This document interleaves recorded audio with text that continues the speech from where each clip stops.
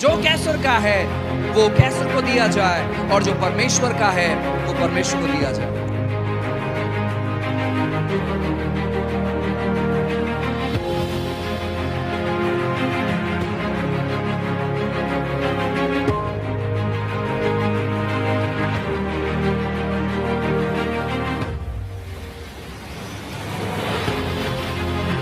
I want to tell you, people who don't pray don't hear from God. People who don't pray live in darkness.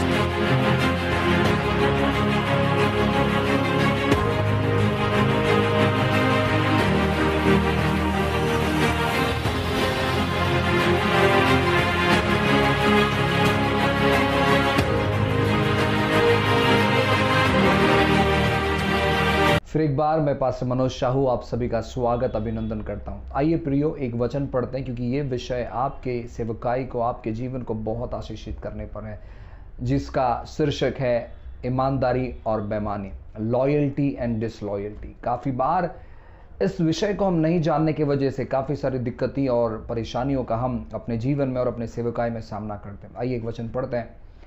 लिखा गया है पहला कुरिन्थियों की किताब अध्याय 4 वचन 2 में ऐसे लिखा गया है, फिर यह भंडारी में यह बातें देखी जाती है कि वह विश्वास योग्य हो। प्रियो, सेवकाई की जो सबसे पहली योग्यता है, जो सबसे पहला प्रिंसिपल है, जो सबसे पहला नियम है, वो है विश्वास योग्यता। काफ़ी बार हम सेवक बहुत बड़ी गलती कर देते हैं लोगों को चुनने में। हम अपने लीडरशिप में, अपने चर्च में अगुओं को चुनते समय हम काफ़ी बार यह देखते हैं कि कौन कितने बेस्ट वरदानों से भरा हुआ है, किस प्रकार वर्शिप लोग लीड कर सकते हैं, किस प्रकार लोग प्रचार कर सकते हैं, कौन कितने सामर्थ्यशाली है, पैसों में कौन से अच्छे लेवल में जो लोग हैं। हम अक्सर ऐसे लोगों का चुनाव करते हैं। हम बहुतायत बार मिस्टेक कर देते हैं चुनाव करते हुए, और उसी की वजह से हमारे जीवन में बहुत बड़ा पछतावा होता है। हमारे जीवन में हम पछताते हैं, हमारे जीवन में हम बहुत सारी ऐसी बातों का सामना करते हैं, हमारे जीवन में हम संघर्ष, परेशानी और दुविधाओं को अनुभव करने लगते हैं। प्रियो, बाइबल कहता है कि भंडारी में एक चीज, यानी सेवकों में एक चीज बहुत महत्वपूर्ण है, और वह है कि वो फेथफुल रहे, विश्वास योग्य रहे। हम विश्वास योग्य लोगों को नहीं चुनते। हमें लगता है कि एक व्यक्ति को बहुत अच्छा प्रार्थना करने आ गया मतलब वो एक लीडर बन जाएगा, एक व्यक्ति बहुत अच्छा प्रचार करता है मतलब वो लीडर होना चाहिए, एक व्यक्ति बहुत अच्छा आराधना करता है मतलब वो लीडर होना चाहिए, एक व्यक्ति बहुत अच्छा लीडरशिप जो है लोगों को अगुवाई करता है मतलब वो अपने चर्च का लीडर होना चाहिए।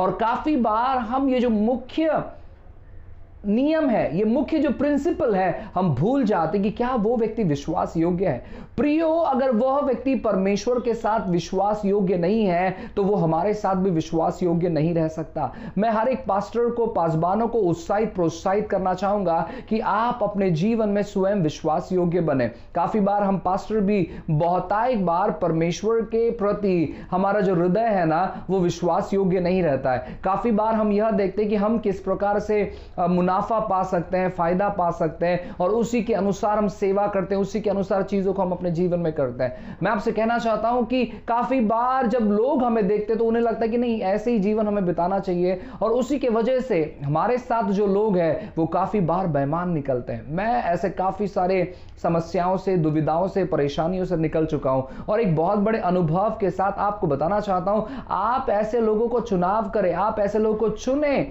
जो विश्वास योग्य है, जो परमेश्वर के कामों को समझ पाता है, जो प्रभु की बातों को समझ पाता है, जो अपने परिवार में विश्वास योग्य है। सेवकाई में विश्वास योग्य लोग आज बहुत कम है, और इसी की वजह से आज सेवकाई में तबाही मची हुई है। आज सेवकाई ठीक तौर पर नहीं हो रहा है। आज सेवकाई में बहुत सारी दिक्कतें हैं, आज सेवकाई में बहुत सारी परेशानियां हैं, आज सेवकाई में बहुत सारी दिक्कतियां हैं, उलझन है। क्यों?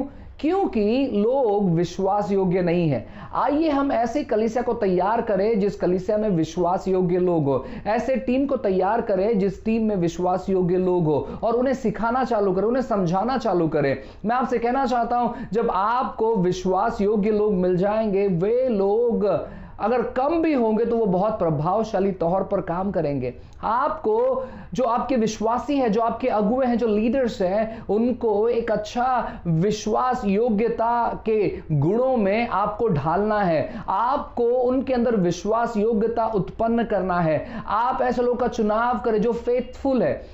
विश्वास योग्यता सेवकाई करने के लिए सबसे पहला नियम है। सबसे पहला नियम वरदान नहीं है। सबसे पहला नियम आपका जो पाठशाला का पढ़ाई वो योग्यता नहीं है। सबसे पहला जो योग्यता है वो है कि वह व्यक्ति विश्वास योग्य होना चाहिए परमेश्वर की बातों में।